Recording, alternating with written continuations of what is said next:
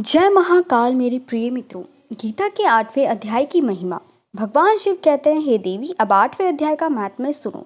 उसके सुनते से ही तुम्हें बड़ी प्रशंसा होगी। लक्ष्मी जी के पूछने पर भगवान विष्णु ने उन्हें इस प्रकार 8वें अध्याय का महत्व बताया। वे बोले, दक्षिण में आमर्दपुर नामक एक प्रसिद्ध नगर है। वहाँ भाव शर्मा नामक एक ब्राह्मण रहता था, जिसने वैश्य को पत्नी बनाकर रखा था। वह मांस खाता था, मदिरा पिता श्रेष्ठ पुरुषों का धन चुराता, पराई स्त्री से व्याभिचार करता और शिकार खेलने में दिलचस्पी रखता था। वह बड़े भयानक स्वभाव का था और मन में बड़े बड़े हौसले रखता था। एक दिन मदिरा पीने वालों का समाज छूटा था। उसमें भाव शर्मा ने भर पेट ताड़ी भी खूब गले तक उसे चढ़ाया। अतः अर्जुन से अत्यंत पीड़ित होकर वह पापात्मा कालवश मर गया और बहुत बड़ा ताड़ का वृक्ष हुआ। उनकी धनी और ठंडी छाया का आश्रय लेकर ब्रह्म राक्षस भाव को प्राप्त हुआ। कोई पति पत्नी वहां रहा करते थे। उनके पूर्व जन्म की घटना इस प्रकार है। एक कुसीबल नामक ब्राह्मण था, जो वेद वेदांत के तत्वों का ज्ञाता, संपूर्ण शास्त्रों के अर्थ का विशेषज्ञ और सदाचारी था।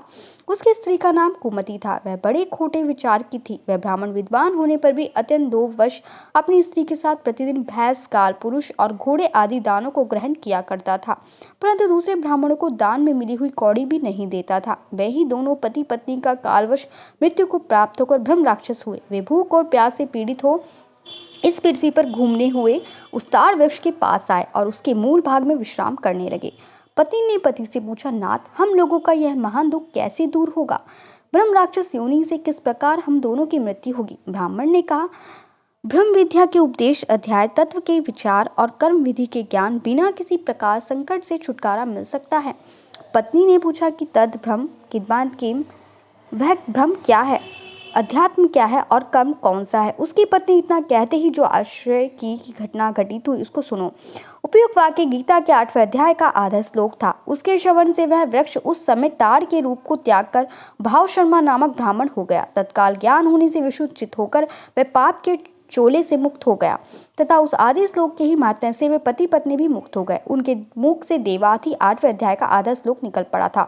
तदंतर आकाश से एक दिव्य विमान आया और वे दोनों पति पत्नी उस विमान में आरूढ़ होकर स्वलोक को चले गए। वह का सारा वृतांत अत्यंत आश्चर्यजनक था। उसके बाद उस बुद्धिमान ब्राह्मण भाव शर्मा ने आदर पूर्वक उस आधे श्लोक को लिखा और भगवान जनार्दन की आराधना करने की इच्छा से वह मुक्ति दापिनी काशीपुर में चला गया।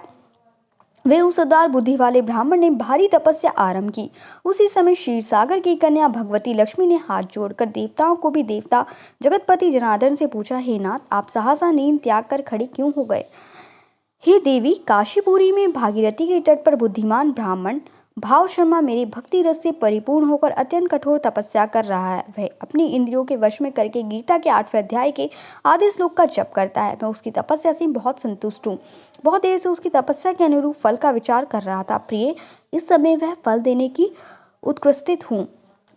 पार्वती जी ने पूछा, भगवान श्रीहरि सदा प्रसन्न होने पर भी जिसके लिए चिंतित हो उठे थे, उस भगवान भक्त भाव से शर्मा ने कौन सा फल प्राप्त किया? हे देवी, दुष्श्रेष्ठ भाव शर्मा प्रसन्न हुए। भगवान विष्णु के प्रसाद को पाकर अत्यधिक सुख मोक्ष को प्राप्त हुआ। तथा उसके अन्य वंशज जो नरक को यातना में पड़े थे, उसी के शुद्ध क्रम से भगवत ज्ञान को प्राप्त हुए। पार्वती जी, 8वें अध्याय को महत्व थोड़े ही तुम्हें बताता हूँ। इस प्रकार सदा विचार करना चाहिए।